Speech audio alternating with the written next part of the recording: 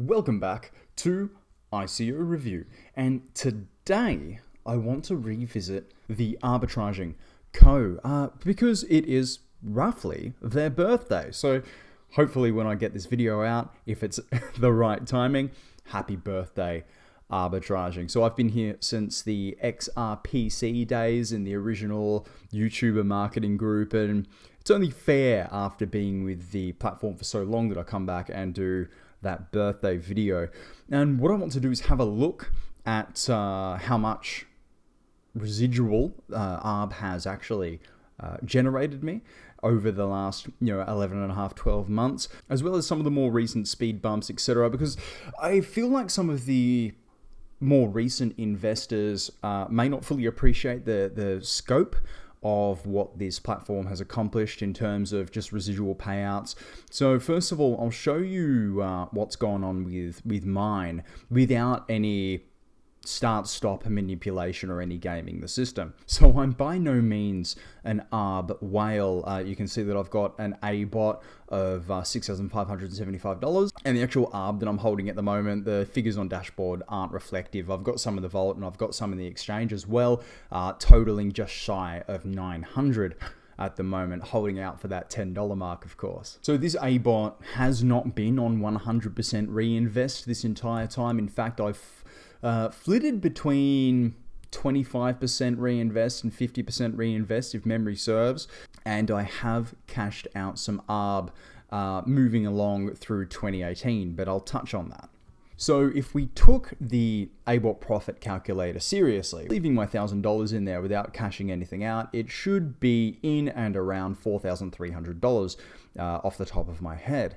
However, you can see that my aBOT has largely outperformed that. Now, why? Crypto volatility. The price goes up, the price goes down. Now, without stopping or starting the aBOT, this is the result of just picking moments to put in 100 ARB here, 200 ARB there, and increasing the amount of my aBOT periodically. So simply being involved through periods of volatility is, it's a double-edged sword. It can be absolutely fantastic when we're up at $20 and you are here at 1, or it can be a bit of a train wreck for people that aren't here for the long haul when it goes down to 30 cents. Now, personally, doesn't bother me. I'm playing with house money at this point. I'm hoping that most people would have the sensibility? I'm hoping that most people would have the common sense to cash out their initial investment ASAP. Those of you that are getting in right now, have some patience. I think that the crypto market as a whole, we all know, is highly volatile. It's naive to expect instant return on any investment, so give it some time. So with that, $6,500 aBOT, you can see that I have also cashed out on top of that. Now, it's a little bit hard to track unless you go back and figure out how much ETH was worth on the day I cashed out. I don't have the patience to do that. You're welcome to. But in and roughly, some of these were $200, $300, or $400 withdrawals, if my memory serves correctly, with the exception of the one in and around Christmas, which was about $1,000, and that allowed me to go see family, buy friends Christmas presents, etc. And I'll get to the reasoning as to why I withdrew a little bit later. Not that I feel anybody ever needs to justify their withdrawal, but because I want to, because that's kind of half the message of this video today. I think it's safe to say that all in all, being involved in the platform over the last 12 months has generated about 10G.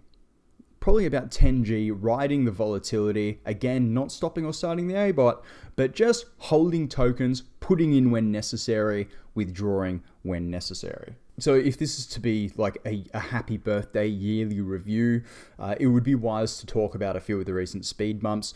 Now, I think the current climate of ARB is largely due to the changes with the exchanges.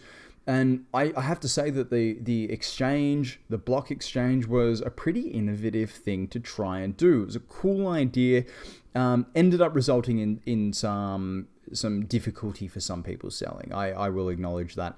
But I think you have to commend the team in trying something new, in trying to innovate, because it's innovation that keeps a product alive, in my opinion. So frankly, well done, team. It would have been easy in the very, very beginning in the XRPC days, just to look at the platform, to go, oh, it's another, CoreX, LoopX, BitConnect type of platform. But then David came out and made himself public, and now we know that that is, I can't remember the actual name for it, that's his business name, it's a nom de plume, but regardless, I think it's really safe to say that David has stepped up in many ways and been there for the community. And I think it's safe to say as well that for the large part, the community has also been there for David and arbitraging as a whole. But with the current exchange, of course, we're seeing the lowest price that we've ever seen, I believe. We're also, we get the odd bit of FUD in the chat, we get the odd bit of complaining in the chat. But frankly, with the nature of crypto, especially with this Russian marketing deal coming up as well, we should be seeing some sort of price increase because at the end of the day, the current price is due to overarching sell pressure. People that weren't able to sell during the block exchange, people that weren't able to sell during the auditing period, trying to make their dollars. Because I acknowledge that not everybody is in the scenario that I'm in, where I can now just let accumulate, or I can, just cash out a little bit here and there. And again, I'll come back to why I had all of those cash outs a little bit later on. But not everybody's in that boat. Some people do rely on their investment. Some people do rely on cashing out from crypto to live. I don't think that's a wise idea personally. I think crypto is middle class gambling and it should be treated as such. But that's not everybody's reality. So that's why there is that sell pressure with the Russians coming in. That sounds like some sort of invasion force.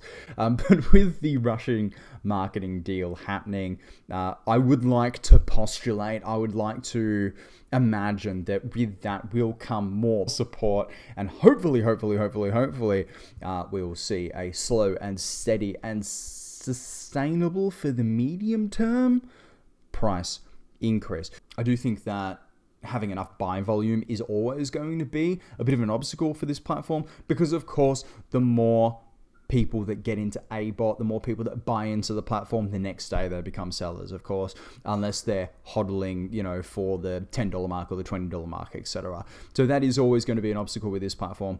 But I think the medium term does look bright and promising. So the reason for my selling, and this is kind of a personal thank you to the arbitraging platform, being involved in this platform, being put into the XRPC Telegram marketing group all the way back when, was a blessing, an absolute blessing. Arb kept my lights on. Due to life circumstances, ended up in a scenario where my wage in fiat pretty much covered everything apart from my electricity bill. And, that's 400 AUD every 3 months of the last year, thereabouts. Not including wanting to do like quality of life stuff, like seeing family, not including, going up to the other end of the state for Christmas. Like I think I mentioned it earlier in the video.